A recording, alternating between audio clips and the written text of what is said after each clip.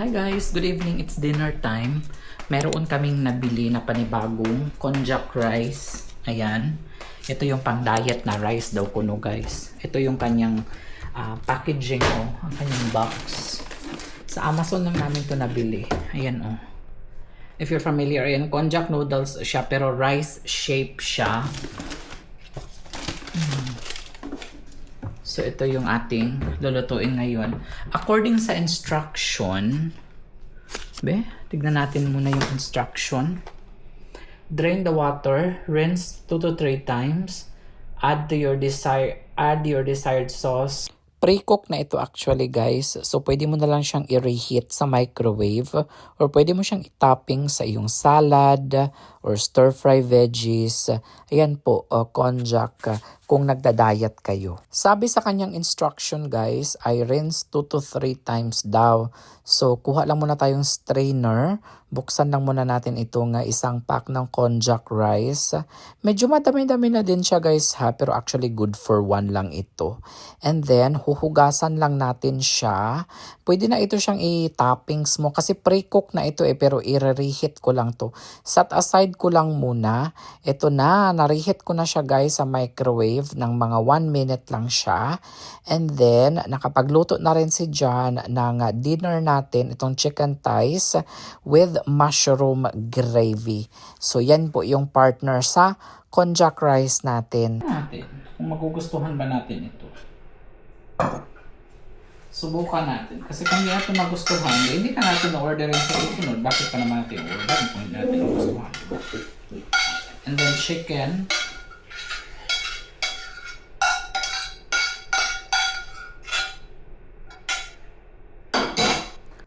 Yung chicken natin guys, marinated yan siya. Binry niya ni John for like 2 hours. Kaya nanuot talaga yung lasa ng mga seasonings dyan. Pagkatapos ginrill niya and after that, niluto niya sa oven for like siguro mga 30 minutes. Kain tayo! Magbibigay lang ako guys ng quick review sa konjac rice na nabili natin. So mag-start tayo sa presyo. Ito siyang nabili ko na brand is may kamahalan siya. $20 for 10 packs sa isang box. Pero pwede naman kayong mag-research guys. Marami namang iba-ibang brands ng konjac rice. Pero I'll remind you na syempre kapag ka cheaper, ang bibilhin natin, yung quality naman niya is hindi ganun kaganda. 'Di ba? Alam niyo naman yan guys. Kung ano yung mas premium, yun yung mas high quality. In terms naman sa lasa niya guys is hindi naman siya nagkakalayo talaga guys sa lasa ng regular na rice. Sa totoo lang, no, especially pag nalagyan mo na siya ng seasonings, parang kanin na talaga siya guys. So depende talaga yan sa iyong pagluto. May mga instructions naman kung ano yung pwede mong gawin sa konjac rice, o 'di ba? So para ka na rin kumain ng regular na rice pero hindi na dadagdagan ang iyong timbang. So kung gusto mo nito guys, hindi ko nire-recommend ito ha. This is not sponsored, okay? Mabuti ng malinaw. Kaya sinasabihan ko kayo na kayo maghanap ng kung ano man yung brand ng konjac rice ang gusto ninyo. O 'di ba? Kung seryoso talaga kayo sa inyong pagda-diet. Hi guys! Good morning! For today's video, kagaya ng naipangako ko sa inyo, tuturuan namin kayo kung paano lutuin ang inyong chicken or turkey na mas pinasarap. Kaya naman, gagawa tayo ng brine ngayon. Ito yung process guys kung saan dito mo siya imamarinate ang iyong chicken para mas lalong sumarap. So ipapakita namin sa inyo guys ha, ang mga step by step, ano yung mga ingredients na inyong gagamitin. Bibisita kasi yung kaibigan ni John bukas dito sa bahay guys. Realtor yung kaibigan ni John. Mayroon kasi siyang binebenta na bahay dito. Yung bahay ng kapitbahay namin, binebenta na. Yung realtor na naka-assign, ikaibigan ni John. Syempre, magkalapit lang yung bahay namin, no? So, why not, imbitahan na lang natin sila dito for dinner. Eto na nga pala yung turkey na binili ni Jan, guys. Maniwala ba kayo, yung price nitong buong turkey, guys, ay nasa $16 lang. Whereas kung bibili ka ng turkey breast lang, guys, nasa $24. So, bakit ganun? Mas malaki pa ang presyo ng isang buo kaysa sa turkey breast lang. Kaya sabi ni Jan, ito na lang kunin. Kasi malulugi ka talaga, guys, kapag ka breast lang yung bibilhin mo.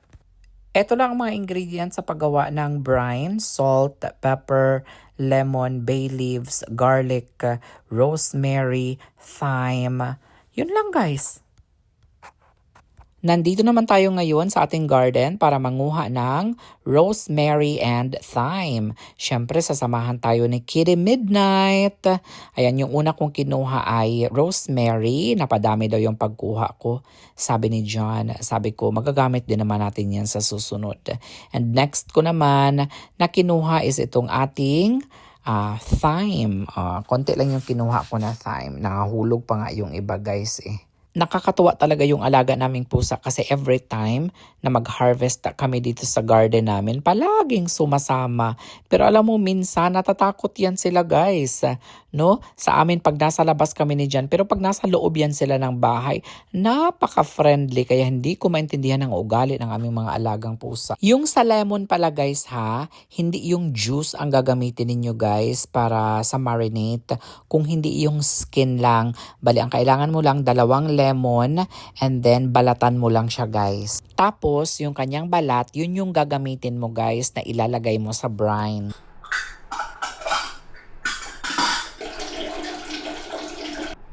Okay, since turkey's bigger, I'm gonna add another half a gallon of water. Bale sa paggawa ng brine, guys, kailangan mo lang ng 1.5 gallons of water. And since malaki yung turkey, guys, sapat na lang niya ilalagay.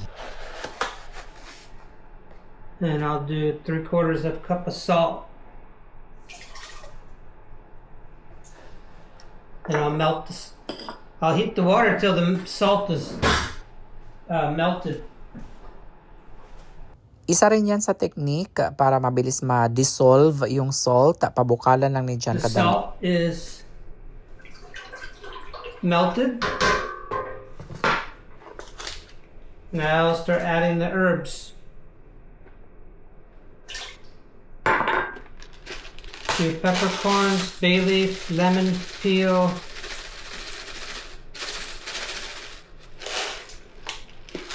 a dozen peppercorns, fresh rosemary, fresh thyme. No sugar for this recipe. A lot of the brines ask you to put sugar in it, but we don't need sugar.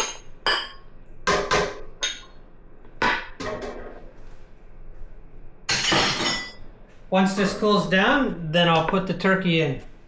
Yung mga lemon kanina, guys, na binalatan natin, ito gagawin ko na lang siyang juice at ilalagay ko ito sa aking water. Ang next naman na gagawin ni John ay binubuksan niya na lang itong turkey breast, guys, para malinisan na.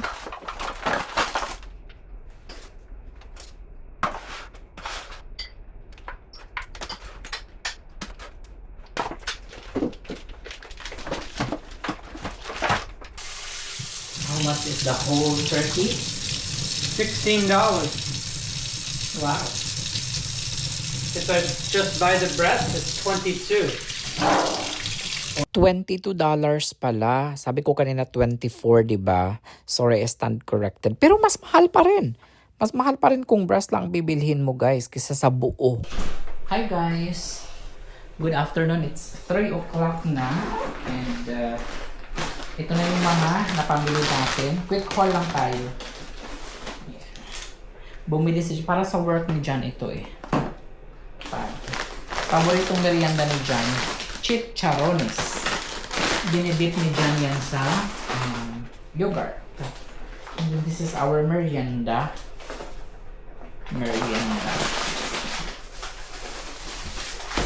Meron kaming ground chicken dito, pero sabi ni John, bumili ulit siya dahil buy one take one. Ganyan yun si John. Kahit hindi pa kailangan, basta buy one take one kasi pwede naman daw i-freezer ito. Ito for tomorrow, partner natin doon sa ating turkey mushroom gravy. And then, we got 18 pieces eggs na large. And then, bumili na rin ako ng rice, guys, na premium jasmine. Ayan. Premium jasmine. And then, we also have the broccoli for tomorrow. What's this? Tomato sauce for The pepper. for tonight. And then, kain muna tayo guys. Nagutom kami ni John. Galing kami sa grocery. Sa Publix kami nag-grocery. And then, nagpabili na rin ako nitong sushi bowl. Ayan, sa akin. At sa kay John, tag-isa kami. Minimix ko lang itong wasabi paste. Tapos, soy sauce. We can share this. If you want. Because I cannot finish it.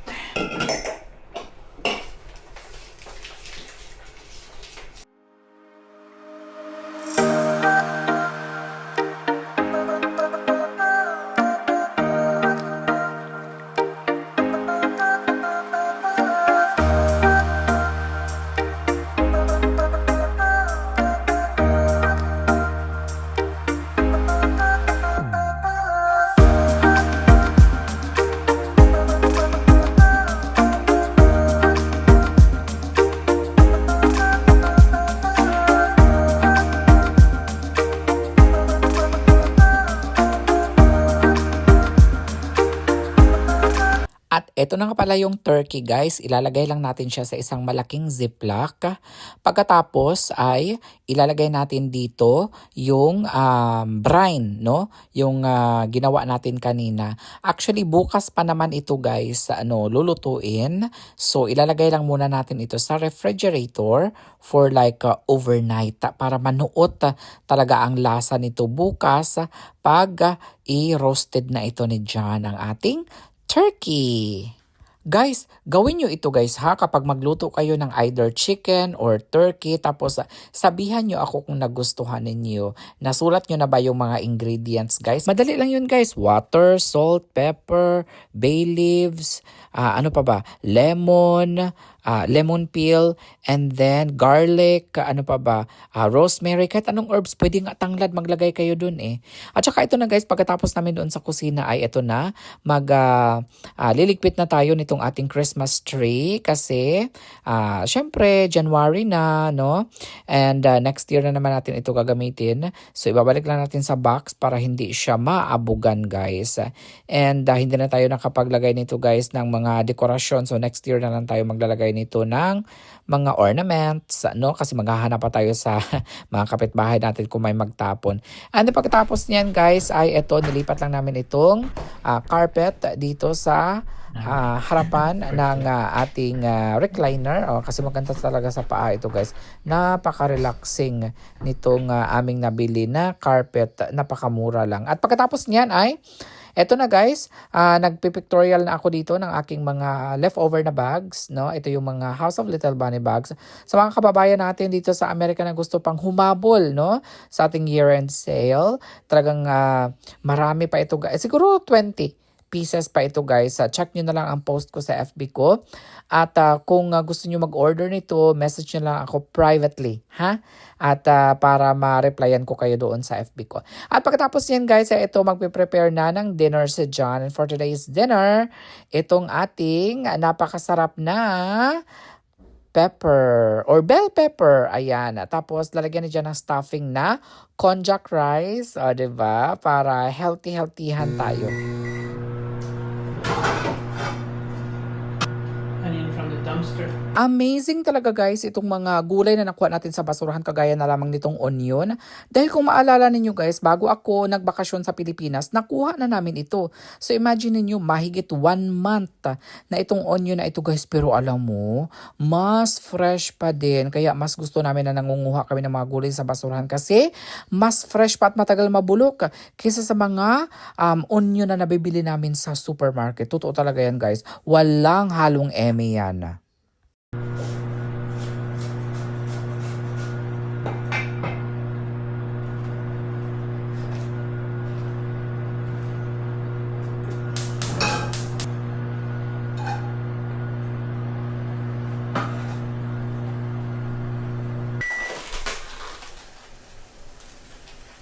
Meron naman tayo ditong ground chicken guys. Bale, ayan, kukunin lang ni John itong kanyang microwave na konjac rice. At pagkatapos ay ihahalo niya ito guys dito sa ground chicken.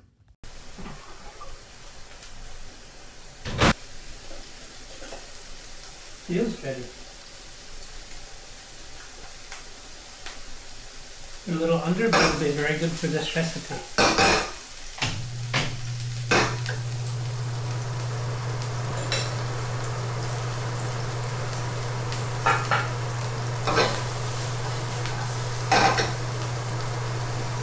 Garlic.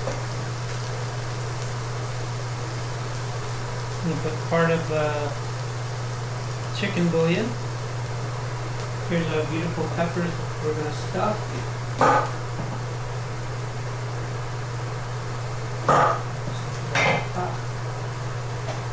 Pop out the seeds. Maybe we want to grow some of these.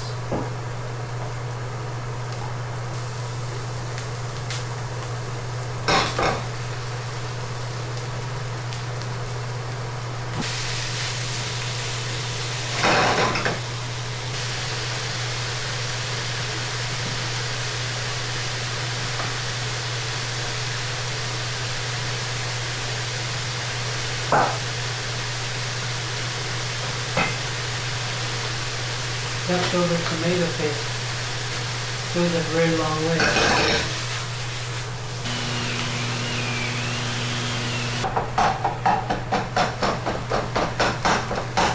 The tomato paste is perfect.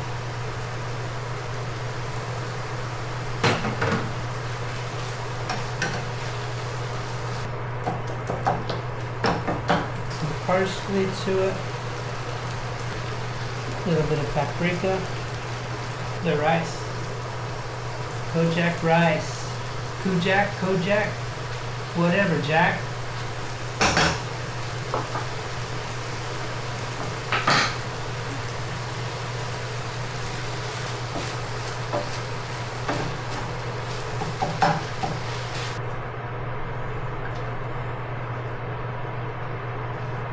Air fryer preheating.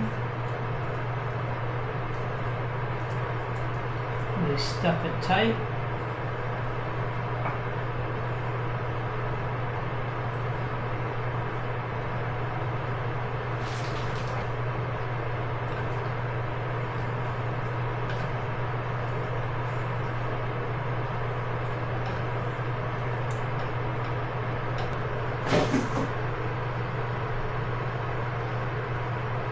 I hope it fits with its little stem sticking up, but maybe not. Normally it's pepper soft. It's hot. Wow. That one didn't do so well. Ow, hot. And one. Get a little sauce on top.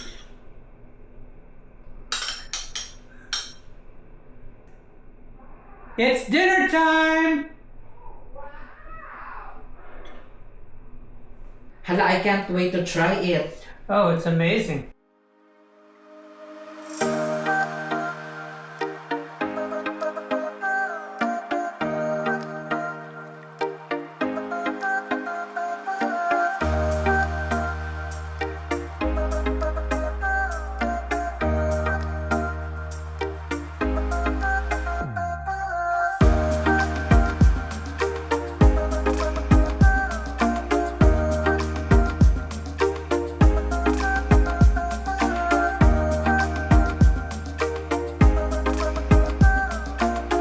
Morning guys!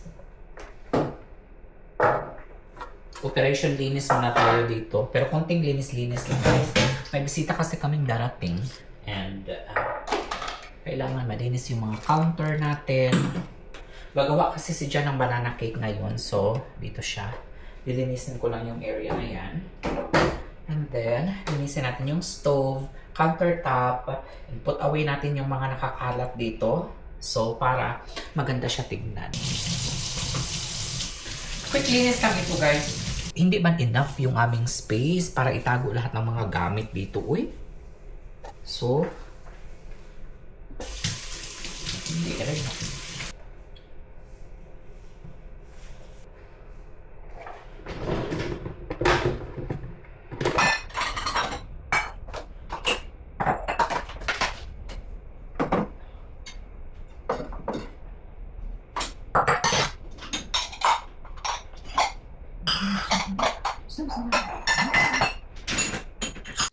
Naglinis na rin pala ako dito guys sa itong ating stove at pagkatapos niyan ay nagmop na rin ako ng floor and then nag-vacuum na rin ako, nilinisan ko na rin yung mga bintana, naglagay ako ng Windex at pagkatapos niyan guys ay ito si John, magluluto siya guys ng espesyal na banana cake. Masasabi ko sang espesyal guys dahil instead of white flour ang gagamitin niya, almond flour, so much healthier.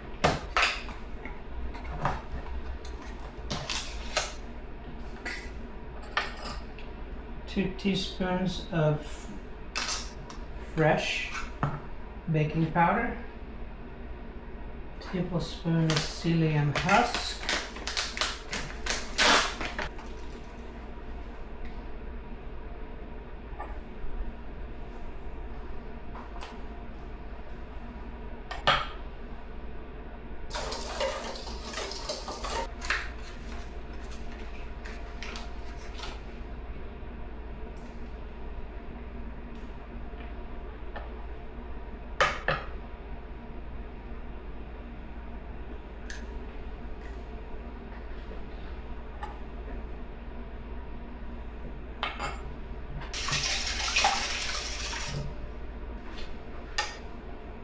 and half a teaspoon of vanilla, 2 tablespoons of maple syrup,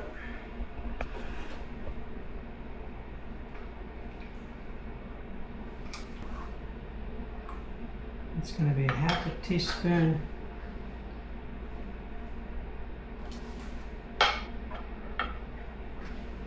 of baking soda.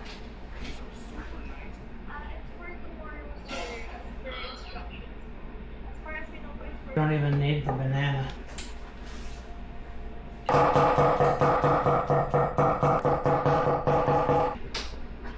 Dry into the wet.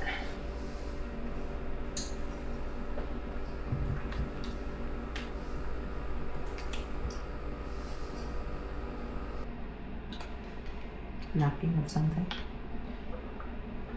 It's like it's not sweet enough. It's vanilla.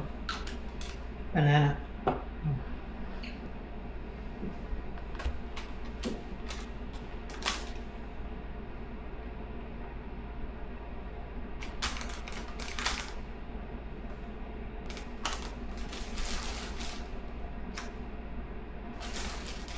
At para may twist, naglagay lang si Jan ng Hershey's chocolate.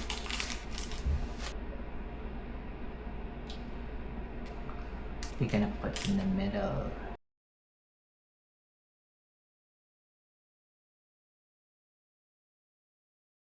All right, into the oven we go.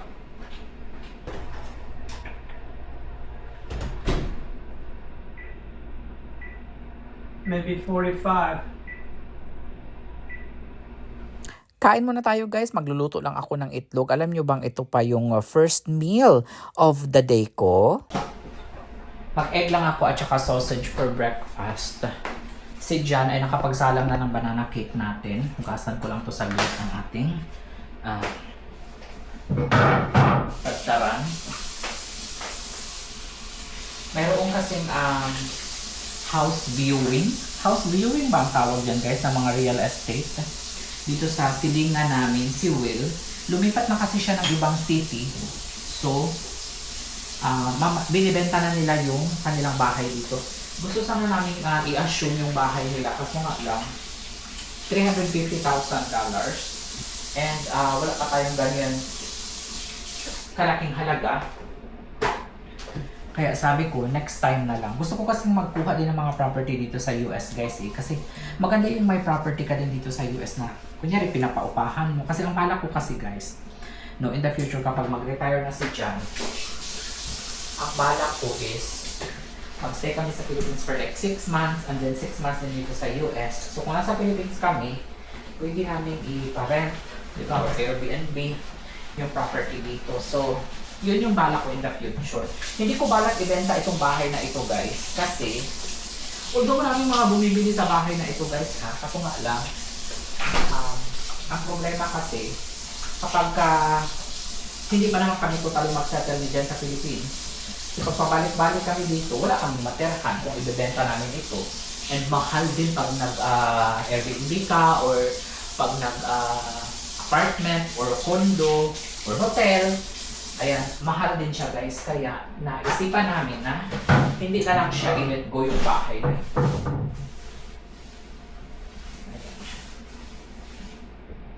Malinis na. Kasi sa future kapag dadalhin ko dito yung pamilya ko, kasi bala ko din yan eh. Dadalhin ko dito yung pamilya ko, ipapapitation ko kay John. No? So, tingnan natin kung gusto nila. Kasi ang papa ko ayaw niyang pumunta dito eh. Pero yung mga kapatid ko, siguro mga pamangkin, no? In the future, kapag okay na yung ano natin dito, estado natin dito, guys, no? Ayoko naman na magdala ng pamilya dito, guys, na hindi pa okay yung estado ko dito kasi, 'di ba? Mahirap din ang buhay dito, akala nyo lang. Akala siguro ng iba, pag nasa US ka na, madali lang yung buhay. Hindi nila alam na mahirap ang buhay dito sa Amerika. Lalo na pag wala kang trabaho, mahirap talaga ang buhay dito. Ako, maswerte lang ako kasi si John, wala siyang mga binabayaran. I mean, meron naman mga tax, pero yung sabihin natin na mga mortgage, mga ganyan, tapos car, payments, car mortgage, ganyan, wala na siyang ganun, guys, kasi fully paid naman ang bahay. Nabili niya to 1991. Nabili niya ang bahay na ito noong 1991. So, ilang years na. Matagal-tagal na rin. Ngayon, anong tawag dito? Ang binabayaran na lang ni John dito is of course property tax, number 1, car insurance, ganyan. Tapos yung mga health insurance, importante talaga yan dito sa US ang health insurance kasi kapag wala ka niyan at kapag nagkasakit ka, purya lang, malaki talaga mababayaran mo sa ospital. Like one time, kahit nga may insurance na si John, one time na emergency siya dahil sa diverticulitis niya, 2 beses yun sa ospital, nasa 50,000 ang isang admit doon sa emergency. And then, ano pa ba? Pero, na-cover siya ng insurance na nabayaran lang ay mga 10,000 kapin, no? Sa 2 emergency visit. So, yun ang disadvantage or advantage pala nang mayroon kang health insurance dito sa Amerika. Ayan, so lulutuin na natin itong itlog, guys. Mag-start na yung viewing doon sa kabilang bahay ng 12. So, 30 minutes na lang. 12 to 2. Ayan, 12 to 2. Tapos, yung friend kasi namin yung realtor na naka-assign dito. So, in-invite namin siya ng dinner dito, pero early dinner kami, 5 p.m. yung dinner namin. Ang bango ng banana cake ka. Naamoy ko na yung banana cake, guys. Okay, timeran ko lang ito, guys, ng 10 minutes. So, ito po yung kanyang bahay na binibenta for $350. $350,000. List price square feet, 255 square feet. Di baka gusto ninyo kumuha ng dito sa Florida, Lake Worth, Florida, para magkapit bahay tayo. Ayan, Tapos, ito po yung mga picture ng room. Ayan, garage. Sa labas ng bahay. Ito sa likod. Tapos, ito yung kanilang parang drone effect. Ayan, malapit sa court. Malapit sa park. I mean. Original list price $50,000. Days on market, day 2 pa lang. The system.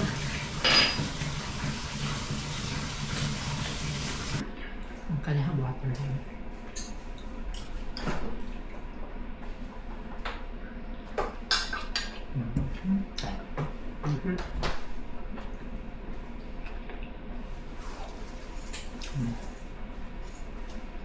There's stuff to harvest too.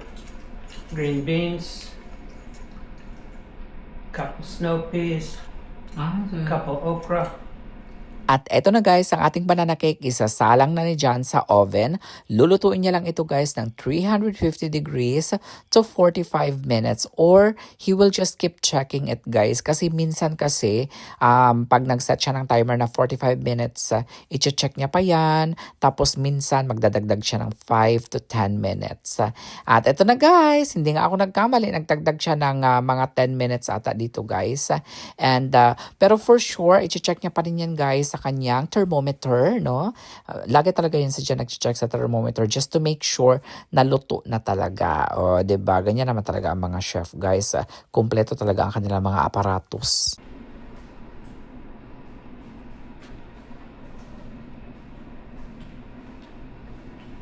Sobrang bango, natatakam na talaga ako. Gusto ko sana siyang i-try guys kahit yung sa gilid lang na slice niya kasi gusto ko talaga yung pagod-pagod guys ba yung end cut niya. Pero sabi ni Jan mamaya na daw pag dumating yung bisita namin. Alam nyo guys, lumabas talaga ang totoong ugali ni Jan kapag may mga bisita kami, no?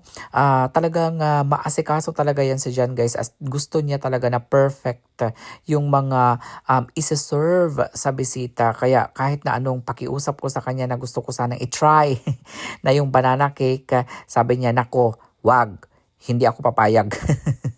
Mamaya na daw talaga guys kapag nandito na yung bisita.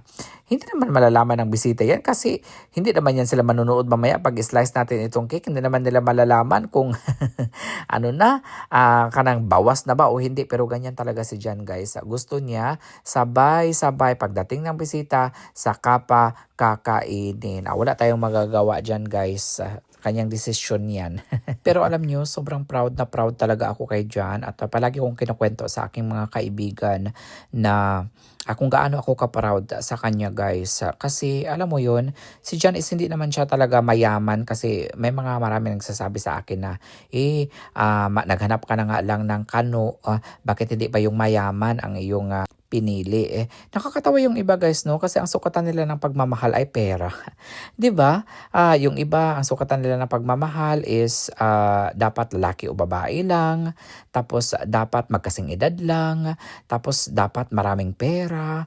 Alam mo yun, tayong lahat naman guys, iba-iba naman tayo ng kasing-kasing, 'di ba? Bakit niyo ako pinapakialaman sa tao na gusto ko? At saka alam niyo guys, kahit si John ay hindi naman yan siya mayaman pero mayaman naman ako sa pagmamahal galing sa kanya. O 'di ba? 'Yun ang mas mahalaga. Kasi marami naman diyan guys ang mga nakapag-asawa ng mayaman, tapos hindi naman sila masaya sa kanilang pagsasama, 'di ba? Maraming mga apan sa kanilang mga kinabuhi. Ako 'di ba nang hindi mayaman yung akin na pangasawa, basta nagmamahalan kami, nagkakaintindihan kami, no? Tanggap ako ng pamilya ni Jan, tanggap naman si Jan ng pamilya ko. Alam mo 'yun, walang problema sa aming pagmamahalan, no? Ayoko nang mangarap guys ng mayaman na kano tapos pala pagdating sa ending, no? Sasaktan ka lang, no? Tapos iiwanan ka lang, 'di ba? Ayoko ng ganyan. At ito na guys, isasalang na ni Jan itong ating turkey sa oven. Bali dahil 10 pounds ito guys, lulutuin ni Jan ito ng 500 degrees for 20 minutes and then 325 degrees for 1 hour and 45 minutes. So tandaan nyo yan guys ha para maging perfect ang pagluto ninyo ng inyong turkey. Bali mag-early dinner kami ngayon guys, mga 5:30 daw darating yung aming mga bisita. Kaya ito, aligaga na si Jan sa kusina, preparing ng mga salad. Tapos ako nauhaw lang ako at nagutom na ako guys kasi itlog lang yung kinain ko kanina. Tapos magmemerienda lang ako ngayon itong ating pickles and then itong ating raspberry juice. On the wrong side. I'm gonna be checking somewhere else. At ito na guys, nakaprepare na rin ang ating mga gulay. Ito yung mga na-harvest natin kanina na bok choy galing sa ating garden. At ako naman, ito, magme-merienda lang tayo ng pickles and then juice. Johannes, bakit hindi mo naman tinutulungan si Jan? Bakit siya lang ang pinapagawa mo dyan sa kusina? Alam nyo guys, maraming mga followers na nagtatanong sa akin ng ganyan. Bakit sitting pretty lang daw ako? Prinsesa daw ako? Guys, gusto talaga ni Jan na siya lang ang kumikilos, siya lang ang gumagawa. Kasi pakiramdam niya guys, no, lalo siyang natatagalan, lalo siyang natataranta at hindi niya nagagawa ng tama ang recipe niya kapag may kagaya ko na nagsurang-surang sa kanya. Baby na? Gonna do a little bit of everything.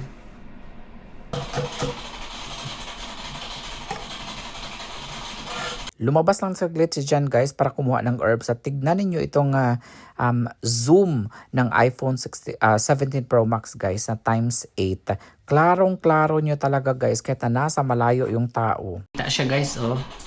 Zoom natin. Ayan siya oh. Zoom na yan guys. Actually may iso-zoom pa ito eh. Ano yung tinitignan niya? May iso-zoom pa yan guys. Tignan nyo ha kung gaano ka-zoom ang iPhone. Tignan natin ha kung saan abot. Kung makakita tayo ng ano dyan. Ayan o. Zoom na zoom pa nga o. May okra pa ba? Ayan. Kita nyo guys. Zoom talaga o. Ayan yung mga snow peas na. Sa kapitbahay na natin yan o.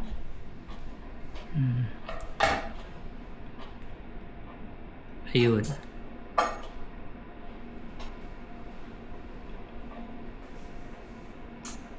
Ayun o.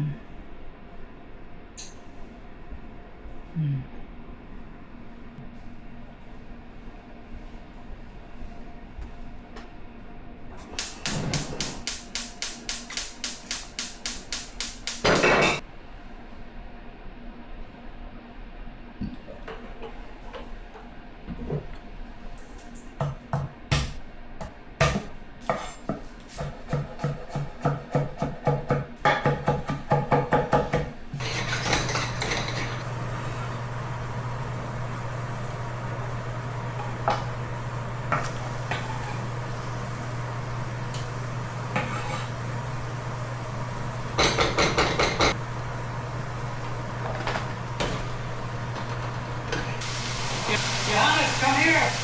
Ang ginagawa ni Jan ngayon guys ay mushroom gravy at ito yung gravy natin para sa ating turkey mamaya. At ito nagsaslice na rin siya nitong ating salad at lalagyan niya lang yan ng fresh mozzarella. At ang dressing na gagamitin niya dito guys is yung balsamic vinegar o yung vinaigrette. Nagmamadali na kami guys kasi alas 4 na ata ito guys. Syempre ayaw naman natin na pagdating ng mga bisita dito nag-aaligaga pa dito si John. Pero okay na naman yan sa mga bisita namin guys kasi mga kaibigan naman namin yun. At saka kung hindi pa matapos si John magluto at tumating na yung aming mga bisita, edi mag-chika-chika muna tayo. Ang bisita na darating ngayon dito sa bahay guys is si Juliet, dating manager ni John sa isang restaurant. Way back like 40 years ago na siguro guys. Doon sa restaurant kung saan nagtrabaho si John for 7 years. At talagang close na close sila guys. Bihira lang ganyan magkaibigan guys no na aabot ng 40 years ang pagkakaibigan. Kasi minsan sa mga pagkakaibigan ngayon guys no after mga 5 years, 10 years, parang nagkakalimutan na. 'Di ba? May mga kakilala ba kayo na ganyan guys na sa umpisa, ayan magkakaibigan sila. Tapos pagdating ng 5 to 10 years kung hindi na magkakasama sa trabaho, hindi na magkaklase, 'di ba? May mga sa sarili ng pamilya, magkakalimutan na talaga guys. May mga ganyang senaryo talaga. I say, you tell me who Brian is. This is your phone. Yeah, that's better. We can do the last part. Wow. Yeah, They're retired. Yeah, they are. when did you get home? 2 weeks ago. 2 weeks ago? Yeah. Dumating na ang aming bisita na si Juliet at ang kanyang husband na si Bob. Of course, chika-chika muna kami. At ito ay nirihit lang ito ni John actually guys, ang ating turkey. At sabi ni John ay luto na daw. Isa-slice na niya ito maya-maya. So basically, ang mga chismis lang namin guys is yung kumusta yung bakasyon ko sa Pilipinas, kumusta yung mga pamilya ko sa Pilipinas, kumusta yung business namin ni John sa Pilipinas, ano. So yun lang, or kumusta yung trabaho ni John dito sa US, kung okay ba yung mga boss niya, so ganun. So bago tayo kakain guys, ay of course, bago yung ating meal talaga, ano ba tawag dyan? Bago yung ating entree. So ito muna yung ating starter, salad with itong ating fresh mozzarella cheese. And then, lalagyan natin yan ng balsamic vinegar.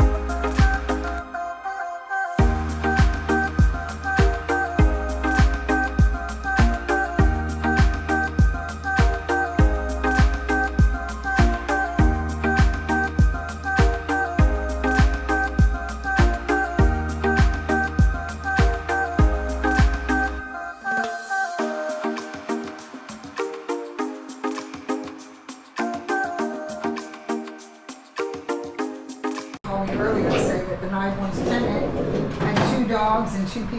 At pagkatapos guys ay pagkatapos ng aming starter, balik kusina na naman kami kasi magluluto naman si John ngayon itong ating mga fresh vegetables, no? Na na-harvest natin sa ating garden. Of course, piniprepare niya lang itong ating mga seasonings, ayan, na nasa refrigerator natin. O, 'di ba? Ganito kasi yan si John guys, gusto niya naka-prep na yan lahat. Pero, like for example, yung mga gulay, kailangan naka-blanch na yan, no? And anything, nahugasan, nalinisan, na-slice, no? At pag nandito na yung bisita, gusto niya magpakitang gilas talaga yan si John, guys. Gusto niya fresh talaga lahat. Kaya, pero mabilis lang naman si John magluto, guys. Itong ating stir-fry veggies na may bok choy, tapos mushroom, tapos onion, garlic, shallots. Ano lang yan niluto guys. Wala pang 3 minutes. Luto na. Tapos meron din pala kami dyan na nilagay na snow peas. Ayan na. Nanggaling naman yan sa ating garden. Actually yung snow peas natin guys, ngayon palang iba-blanch ni John. Oh, ayan. Nakakapagod mag-voice over guys. Uy, nawawala na talaga ako ng mga ichichika sa inyo guys. Pero kailangan nating pahabain ang ating mga videos para marami tayong mga ads na mailagay dito. Kasi lumalaki na ang ating mga bills guys. Ayan, kinuha na ni John itong ating serving plate. Ayan, habang hindi pa nasusunog itong kanyang mushroom. Multitasking talaga yan si John guys. At ako naman ay video lang talaga dito. Wag na kayong magsabi na bakit video ka lang Johannes. Kailangan ko rin mag-video guys. Para makabayad tayo sa ating mga bills. So ito na guys, itong ating bok choy. Nahugasan na yan ni John at saka na-dry na yan niya.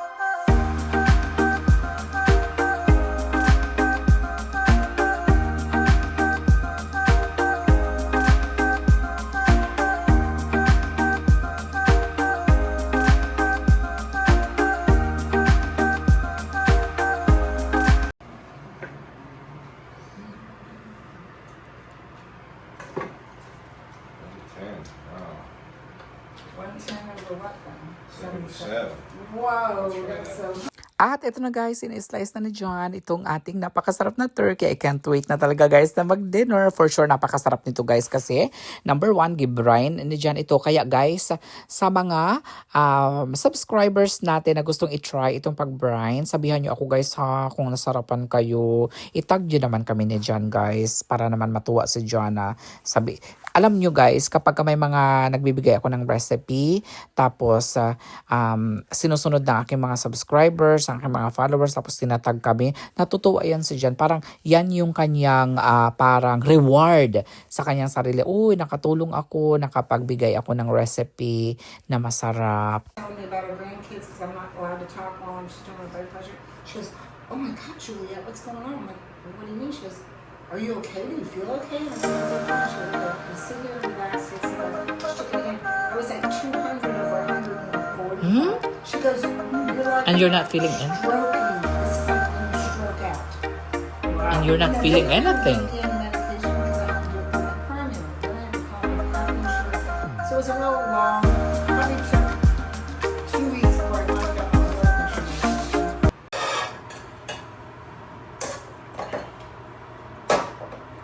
And finally, ito na yung ating dessert, guys, na banana cake with chocolate. Ito na, guys. Kain na tayo. Lalagyan natin ito ng ice cream, guys, para mas masarap.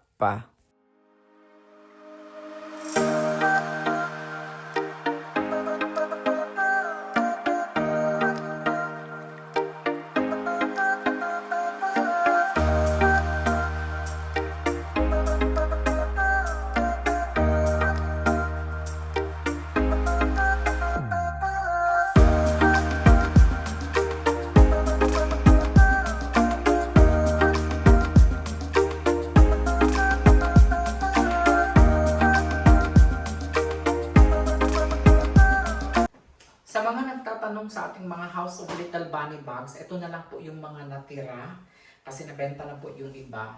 Ito may nag-iisa tayo dito, guys, na Nova Large. Kaso nga lang, ito siya, guys, oh, may konting-konti lang talaga yung flaws niya, guys. Ayan, oh, may parang white or something. Siguro sa scotch tape ito. Kasi tinry ko siyang tanggalin, hindi siya matanggal. Pero, ayan, oh, super na talaga na ito na i-sale ko kasi para mabenta lang talaga siya. Or pag hindi, i-regalo ko na lang yan siya. Tapos meron siyang small version. Ayan yung mga mini. Ayan. May mga sling din ito siya, guys.